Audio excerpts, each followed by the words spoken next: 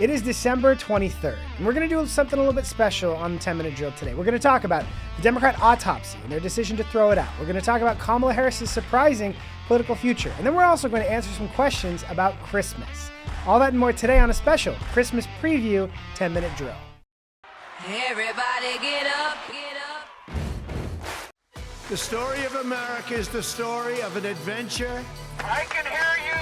The rest of the world hears you. We are a nation under God, and I believe God intended for us to be free.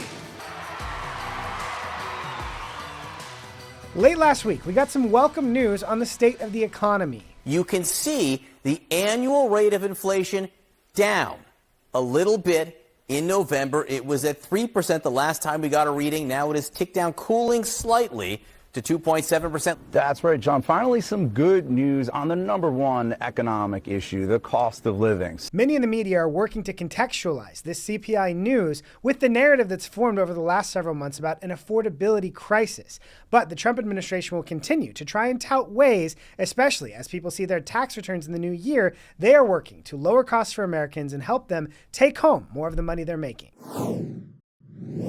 The New York Times has reported that Democrats are shelving the 2024 autopsy report into what went wrong for Democrats and particularly Kamala Harris. DNC Chairman Ken Martin has decided not to publish a public report, believing that a backward-looking document would be counterproductive as the party has started winning.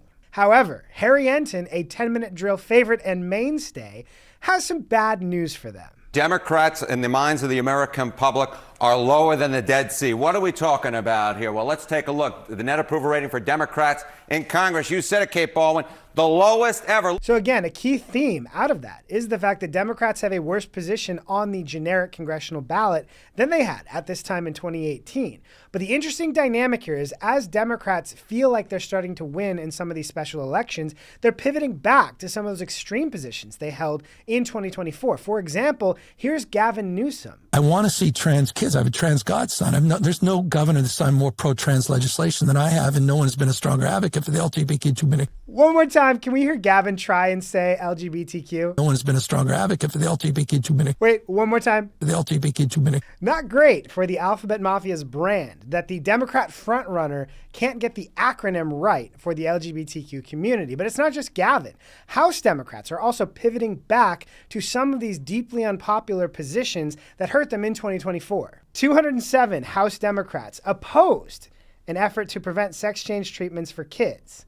Now, you'll remember this was an 80-20 issue that really hurt Democrats in the 2024 election. The fact that they support trans surgeries and treatments for minors under the age of 18, even as overwhelming polling shows us that is deeply unpopular. But on issue after issue, we see Democrats getting comfortable moving back into those far left positions as they've seen some signs suggesting they might be winning. Throwing out that autopsy will ensure they learn absolutely no lessons.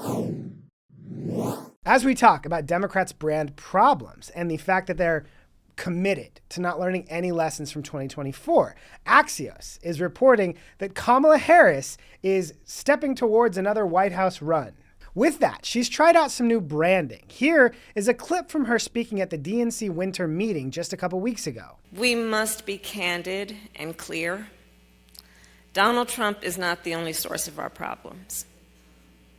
He and the rise of the MAGA movement, I believe, are a symptom of a failed system that is the result of years of outsourcing and offshoring, financial deregulation, growing income inequality, a broken campaign finance system, and endless partisan gridlock, all contributing to how we got here today.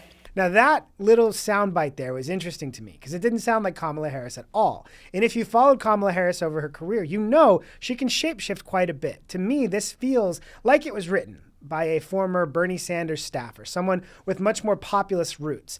But when you hear Kamala Harris opine about things like our broken campaign finance system, you have to remember she's the one who raised $1.5 billion in 107 days, only to lose every single swing state.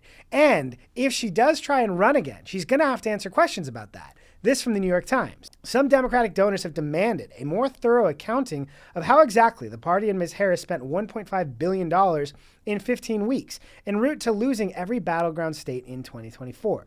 Since the election, it has come out that a former top aide to Mr. Biden, Mike Donilon, received $4 million from the campaign, even though he did not work meaningfully with the Harris campaign after Mr. Biden left the ticket.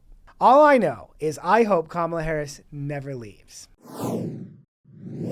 We go back to the state of Minnesota, where what was once reported as a $1 billion fraud scandal has turned into so much more. Among the $18 billion, I know you said it's a significant amount that is fraud. Is it a majority? Is it up to half? How much of it is legitimate? You know, I don't make these generalizations in a hasty way. So when I say a significant amount, I'm talking in the order of half or more. That was first U.S. Assistant Attorney Joe Thompson, who's leading the investigation into this bombshell Minnesota fraud scandal.